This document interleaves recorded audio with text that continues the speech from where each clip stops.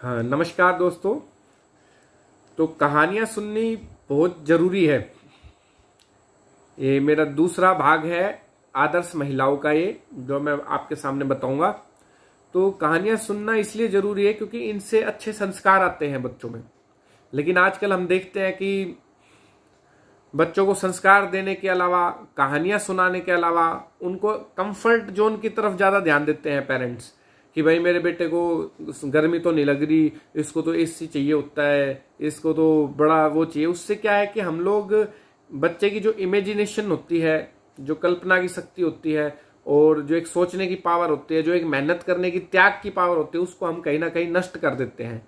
तो इसलिए आप सभी लोग कंफर्ट की तरफ कम ध्यान देकर अपने बच्चों को कहानियां सुनाएं, और अपने बच्चों को, छोटे छोटे बच्चों को आप लोग बॉलीवुड के गानों पे, मुन्नी बदनाम हुई ऐसे गानों पे नचवाते हो। इससे बेटर ये है कि आप कहानियां सुनाएं, उनमें त्याग की भावना दिखाएं, उनको लाठी चलाना सिखाएं लड़कियों को, ताकि वो बोल्ड बने और अपनी रक्षा कर सके।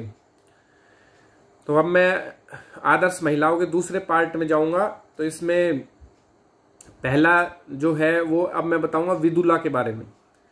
विदुला महाभारत काल से पहले की विदुषी हुई है।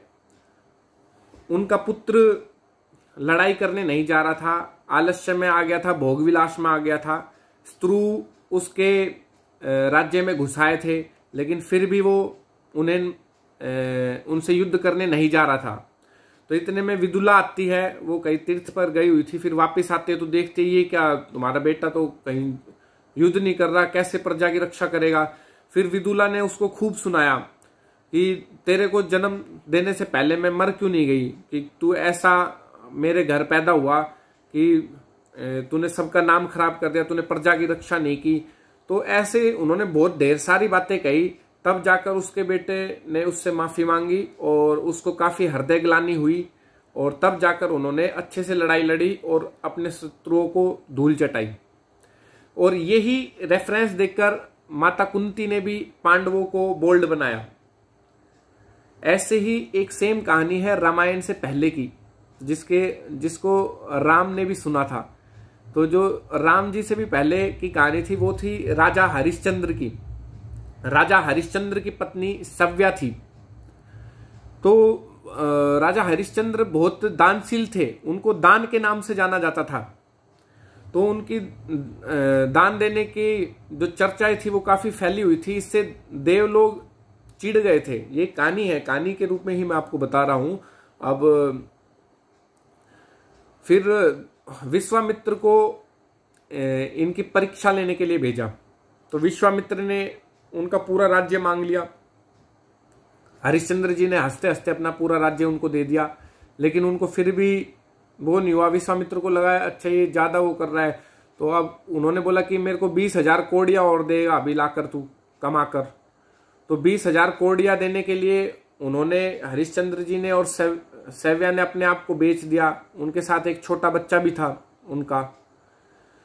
तो उनको बेचने के बाद 20,000 कोड़ियां भी दे दी विश्वामित्र को। फिर उसके बदले में हरिश्चंद्र को एक शमशान घाट का चौकीदार बनाया गया। वहां पे उनको काम करना पड़ता था चौकीदारी का, और जो भी दाह संस्कार के लिए आता था शमशान घाट में तो उसको 1 कोड़ी देनी पड़ती थी, वो लेता था। और जो सव्या थी वो किसी महाजन के घर चली गई थी, तो वहां पे उनको घर का काम करना पड़ता था उनका। तो ये कहानी है। तो एक बार उनका पुत्र काफी बीमार पड़ा और उसके वो उनकी डेथ हो गई। तो सव्या जब शमशान घाट में जाती है अपने पुत्र को लेकर, तो रोती रहती है। तो हरिश्चंद्र को लगता है ये आवाज तो मैंने कहीं सुनी है। तो वो देखता है कि और ये तो मेरा ही पत्नी है। लेकिन जो शमशान घाट के जो नियम थे दाह संस्कार के, उसके लिए 1 कोड़ी चाहिए थी, लेकिन तब उनके पास 1 कोड़ी नहीं थी। तो सव्या जैसे ही अपनी साड़ी फाड़ने लगी कफन के लिए, तब विश्वामित्र आ जाते हैं और फिर कहते हैं कि मुझसे भूल हो गई और मैंने इतने अच्छे दानवीर, इतने महान आत्माओं को परेशान किया।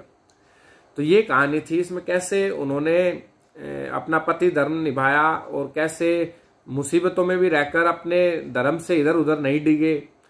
तो इतनी त्याग वाली महिलाएं थी उस टाइम पे, तो उनकी कहानी भी रामचंद्र जी को सुनाई गई थी उस टाइम पे। तो ये दो रेफरेंस थे। अब मैं आ जाता हूँ, एक हाडी की रानी होती है। हाडी की रानी मतलब औरंगजेब ने एक रूपनगर की राजकुमारी के लिए कहा था कि उसको भेज दो मेरे घर, नहीं तो मैं रूपनगर पर आक्रमण करूंगा। अब जो वो थी चंचल कुमारी थी, राजकुमारी, और वो ऐसा नहीं होने देना चाह रही थी कि भाई मैं क्यों जाऊं औरंगजेब के पास, इससे बेटर तो मैं पहले मर ही जाती हूं। फिर उन्होंने महाराणा राज सिंह को पत्र लिखा। वो बोली कि मैं आपको मन ही मन अपना पति मान चुकी हूं, मैं औरंगजेब के पास नहीं जाना चाहती, कृपया आप मेरी रक्षा करें। तो महाराणा राज सिंह जी होते हैं, वो उनकी अपनी सभा बैठाते हैं और अपनी सभा में उनके में निर्णय होता है कि जो उनका जो एक सरदार था चूड़ावत, उसको एक काम दिया जाता है कि भाई सरदार चूड़ावत जाएगा और औरंगजेब से लड़ाई करेगा, कि वो चंचल कुमारी को नहीं भेजेंगे इस मामले के लिए। तो जो सरदार चूड़ावत था उसकी पत्नी काफी सुंदर थी और उसको सरदार चूड़ावत को अपनी पत्नी की हमेशा मतलब चिंता रहती थी कि भाई मैं युद्ध लड़ने जा रहा हूं। तो वो आधे मन से जा रहा था, पूरा मन युद्ध पे लगा नहीं पा रहा था। तो उसका मन पूरा युद्ध पे लगे, उसके लिए अपने कर्तव्य को निभाती हुई हाडी की रानी ने अपनी पूरी गर्दन काटकर थाल में डालकर दे दी, ताकि उसके पति के पास जाए, सरदार चूड़ावत के पास, और वो देखे कि पत्नी ने अपने कर्तव्य का पालन कर दिया और अब वो भी अपने कर्तव्य का पालन करे और औरंगजेब को धूल चटाए। तो सरदार चूड़ावत ने ये देखकर काफी गलानी हुई और अपने कर्तव्य का ध्यान किया, फोकस किया और अच्छे से औरंगजेब के साथ लड़ा। और बताते कि इतना अच्छे से लड़े कि उनका गला और हाथ कटने के बाद भी कई देर तक वो दोनों हाथों से तलवार चलाते रहे, कटी गर्दन के साथ। तो इतने महान विभूतियां हुई हैं ये। ऐसे ही झांसी की रानी है। झांसी की रानी के बारे में भी आप लोगों ने मूवी देख रही होगी, मैं ज्यादा डिटेल में नहीं जाऊंगा। झांसी की रानी का भी यही है कि उनको भी काफी चोट लगने के बाद भी वो सुंदरबाई लास्ट तक उनके साथ रही थी, और चोट लगने के बाद भी उनके सिर पर गोली लगी थी, गर्दन पर लगी थी, तो एक जगह तो उनकी आंख भी बाहर आ गई थी, फिर भी वो घोड़ों पर गई थी लड़ते हुए, अंग्रेजों को मारते हुए गई थी। लास्ट में उन्होंने अपना जो शरीर था वो भी अंग्रेजों के हाथ लगने नहीं दिया और अपने आप को घास फूस पर डालकर उनकी जो सुंदरबाई थी उन्होंने, और दो सहयोगी और आगे थे बाद में, उन्होंने उनको जला दिया था फिर वहां पर। तो ये रानी लक्ष्मीबाई की कहानी है। और भी इसमें बहुत ज्यादा है कि शुरू में उन्होंने कैसे शस्त्र चलाना सीख लिया था और कैसे हार नहीं मानती थी, और औरतों को तैयार किया, औरतों की फौज बनाई, प्रॉपर औरतों की सेना बनाई, अच्छे से उनको शस्त्र की ट्रेनिंग दी, खुद तो आता ही था उनको, दूसरे को भी ट्रेन किया। तो इतनी इतनी महान विभूतियां रही हुई है। इसके अलावा दो और हैं, जैसे ध्रुव स्वामिनी है और वासवदत्ता है। इन दोनों का हम नाटकीय अंदाज भी देखते हैं, इनके नाटक भी आते हैं काफी और बहुत बड़े बड़े हैं कई भागों में। जैसे चाणक्य का नाटक देखते हैं ना, पुराना चाणक्य का नाटक देखना बहुत अच्छा है। ऐसे ही वासवदत्ता और ध्रुव स्वामिनी का बहुत अच्छे हैं नाटक। इसमें ध्रुव स्वामिनी के बारे में बताती हूँ, ये समुद्रगुप्त के टाइम की थी, गुप्त साम्राज्य के टाइम की। तो इनको समुद्रगुप्त जी जीत लाए थे ध्रुव स्वामिनी जी को। ये काफी सुंदर थी, राजकुमारी थी, और समुद्रगुप्त के बाद इन्हें पता था कि जो राज्य है वो चंद्रगुप्त को मिलेगा। ये चंद्रगुप्त वो मौर्य साम्राज्य वाले नहीं है, गुप्त साम्राज्य वाले हैं, तो चंद्रगुप्त को मिलेगा।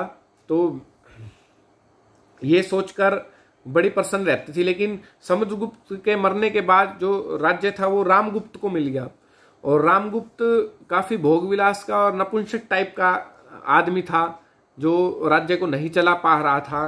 तो उसने सकराज नाम का एक राजा था, उसने आक्रमण कर दिया था इसके रामगुप्त के ऊपर, और शर्त ये रखी थी कि वो ध्रुव स्वामिनी को भेजे उसके पास, सकराज के पास। तो ये सकराज के पास ध्रुव स्वामिनी नहीं गई और इसने इसको रामगुप्त को काफी सुनाया।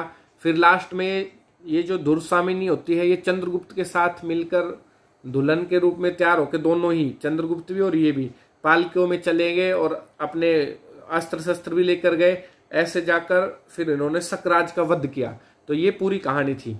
ऐसे ही वासवदत्ता की कहानी है। वासवदत्ता ने यही है, पति के राज्य के विस्तार के लिए दासी के रूप में कार्य किया। लेकिन इसकी डिटेल में मैं नहीं जाऊंगा, ये बहुत बड़ा एक नाटक है, इतनी बड़ी वीडियो नहीं बन पाएगी। ऐसे ही रतनवती थी, काफी वीरांगना थी और वो राजा रतन सिंह की पुत्री थी रतनवती। और अहमद शाह अब्दाली ने उनके किले को घेर लिया था। उन्होंने बड़ी ही चालाकी से जो चुपचाप जो किले पे ऊपर तक चढ़ आए थे उनकी रस्सियां काट दी, फिर वो नीचे गिर के मर गए थे कई लोग। ऐसे ही इन्होंने ऐसे दुश्मनों के दांत खट्टे कर दिए, पूछो मत। और फिर लास्ट में जो शत्रु इन्होंने किडनैप कर लिए थे रतनवती ने, उनको काफी अच्छे से खाना भी दिया, क्योंकि ये लोग 3-4 महीने से किले में बंद हो गए थे, इनका खाना भी खत्म हो गया था और खाना इनका खुद भी खत्म हो गया था। लेकिन फिर भी इन्होंने जो बंदी बना रखे थे सेना वाले अहमद शाह अब्दाली के ग्रुप के, उनको पहले खाना खिलाया, इतनी अच्छी मेहमान नवाजी की, तो उन सबका भी हृदय परिवर्तित हो गया। और अहमद शाह अब्दाली हारा इस युद्ध में। राजा रतन सिंह किले से बाहर चले गए थे लड़ने के लिए, उन्होंने अपनी अलग घेराबंदी की थी अहमद शाह अब्दाली की। और इस रतनवती ने राजकुमारी थी, इसने बहुत अच्छे अस्त्र शस्त्र चलाने आते थे, इसने किले के अंदर रह के ही किले की रक्षा की। तो ये कहानी थी इसकी रतनवती की। ऐसे ही राजवाला हुई है। राजवाला क्या था कि बचपन में ही शादी हो जाती थी पहले राजपूतों में, तो राजवाला की भी शादी हो गई थी बचपन में ही। और ठाकुर प्रताप सिंह के लड़के के साथ शादी हो गई थी इसकी।